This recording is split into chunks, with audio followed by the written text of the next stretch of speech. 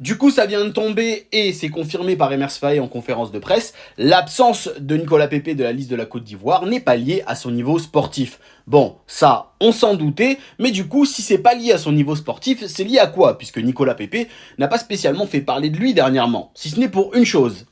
Cette interview avec Just Riyad. Donc, dans cette interview avec Just Riyad, il a pris position notamment sur les binationaux et le côté un peu hypocrite de certains binationaux. Moi, je pense que je partage totalement son avis, mais il s'est permis une petite blague sur Alban Lafont. Voilà, il a un petit peu charrié et du coup, on se dit que c'est peut-être lié à ça. Perso, si c'est ça, je trouve que c'est super sévère. Tu te passes quand même d'un champion d'Afrique pour une blague à la con qu'il a fait sur une vidéo d'un youtubeur, ou je sais pas, Just Riyad, je regarde pas trop son contenu, mais voilà, c'est un influenceur qui lui posait des questions sur la binationalité, et il a eu le malheur d'avoir un avis, contrairement à 99% des footballeurs qui disent jamais rien quand on leur pose des questions.